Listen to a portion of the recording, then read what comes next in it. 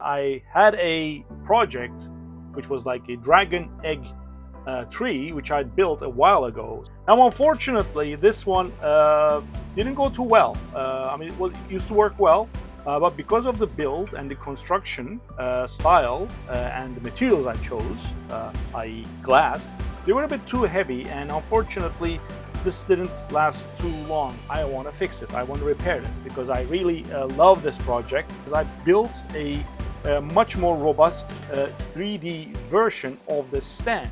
It looks something like this. Now, obviously, this is just blank, so I'm going to transfer all that first, disassemble all of this, and then just transfer it across to this new enclosure. There's a few basically putties that I put on the branches. I'm not an expert by any stretch of imagination in 3D design.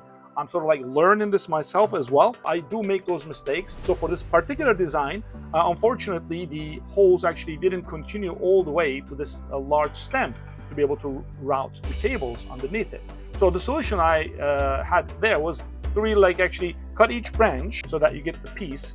And as you can see, there's the hole there and the hole there. And you can enlarge the hole, you can actually make it larger and cleaner as well. You can actually clean it and sand it as well.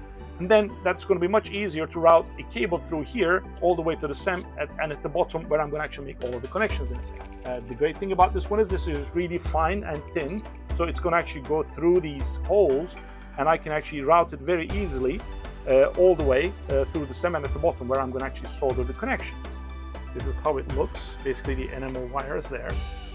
Just stick it there so that it actually stays in place. Yeah, you just get a bit of solder on top of the iron itself, right?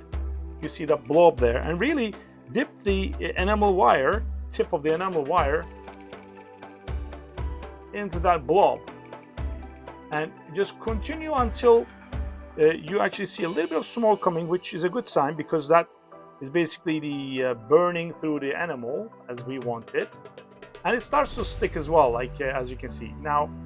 And you actually see this nice and shiny bit at the end, which is a good sign that you basically stripped off the isolation there, which is what you need. So to this particular wire, now you can actually solder anything. So basically that's what we need to do with all of the wires. Now we basically start with our usual trick. Because I've hot glued them, now we want to remove them. And guess what we're going to be using, basically? You're going to be using an isopropyl alcohol.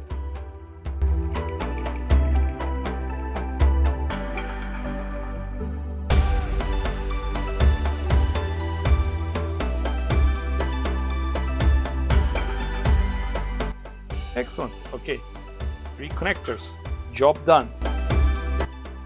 This thing runs on batteries. I also mounted them using the hot glue there, as you can see, like, very generously around the corners. This is the small board and the tiny 85 microprocessor that I had previously programmed. What I'll try to do is I'll try to get them like both of these units as one thing, like, apply the isopropyl alcohol around it.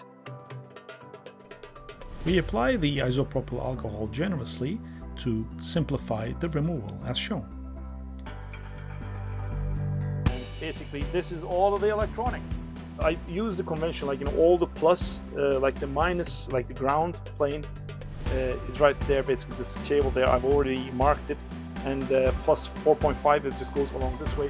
3 pairs of cables is going to come through this stem from each small branch. It's going to come through here. I'm going to route 2 cables from the switch to the battery here. Next, let's solder a couple of wires directly onto the switch. This should be a relatively straightforward step. After soldering the wires, we simply route them through the box as shown. And now I push the switch through, right? It's beautiful. The cables, they've come through, as you can see.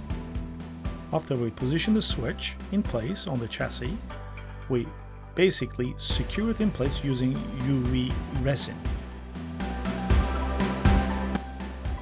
I'm going to just remove this joint like so, and this is where the switch is going to go. So each cable is going to attach to one of those cables. I like fixing them in place, basically, and then doing all of the required soldering.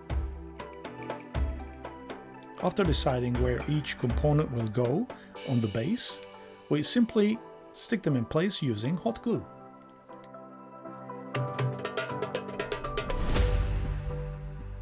With the main components firmly fixed in place using hot glue, we then solder the wires as shown to complete the electronic circuitry.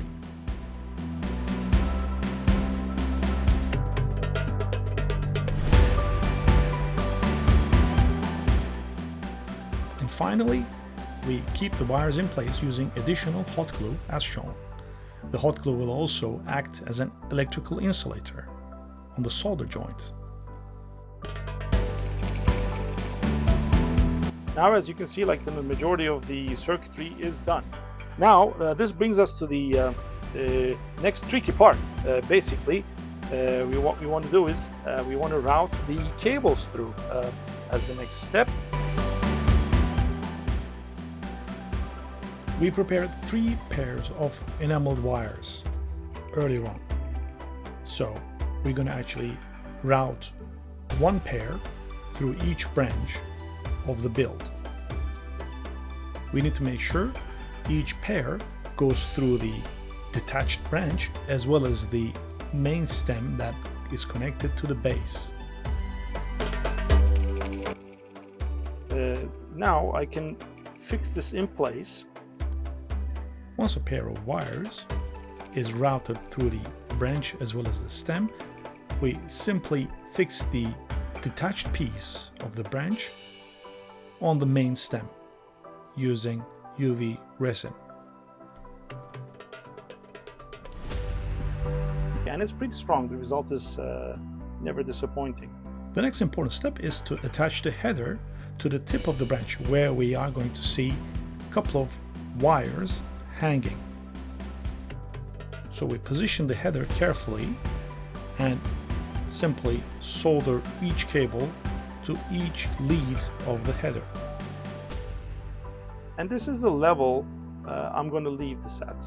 And now I'm going to use my hot glue to fix this in place.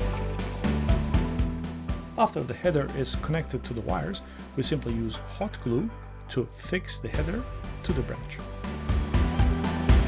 You can actually use putty to go around it and cover this one. And then paint this the same color as the branch itself. Let's just hang one of that. By taking care of the polarity of the connector on the egg, we simply place it on the branch in order to quickly check the mechanical stability of the structure. Voila, there you go. Not too bad. It might shake a little bit, but the glue is actually going to hold in place, and we can actually always reinforce it afterwards. Put this aside and continue with the rest. Now that we've completed the assembly of a single branch, we complete the remaining parts by assembling the remaining 2 branches. This process is exactly the same as I've described it for the first branch. We simply route the twisted pair through the branch as well as the stem in both cases, and make sure both cables appear at the end of the stem.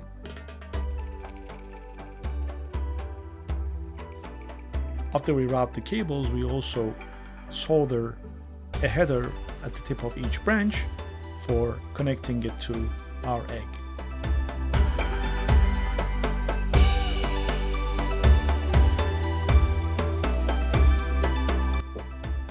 Now let's just have a look with all the eggs installed. At least like mechanically, they're not going to work yet because we still have some work to do at the bottom. But at least this is going to give you an idea how the final thing will look.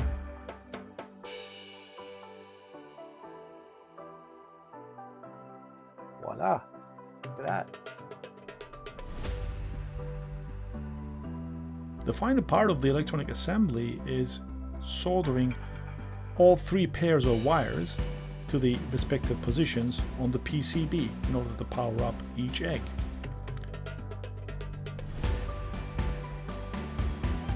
This step simply involves soldering 6 cables to the PCB and is a very straightforward task.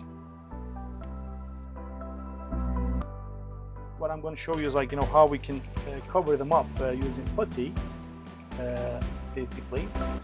So I'm just going to do that now.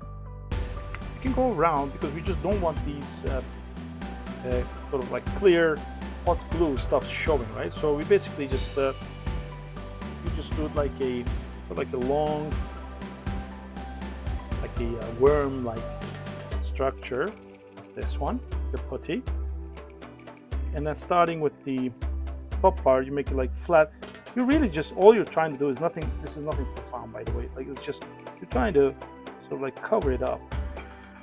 Like, trying to mask parts that you don't want showing using the putty. Now, just go around.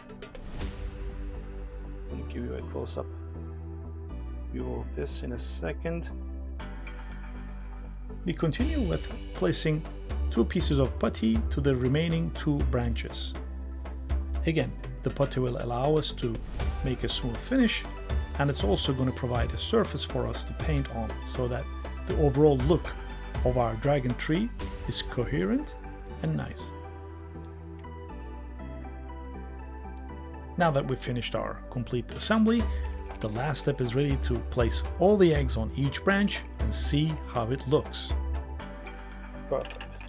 So, yeah, I mean, the only thing that's left for me is really to paint this and finish off the job. I hope you enjoyed it as much as I actually enjoyed putting this together. I'm really happy that my dragon egg tree is back in full effect.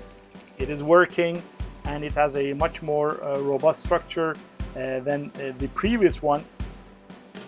This is what it was, and basically this is what it is now. Obviously the difference is quite obvious. I definitely prefer this up and improved version than the glass bead one. That was a good idea, but because of the weight it just didn't work well. But 3D printing actually did wonders for us, and look how beautiful it is.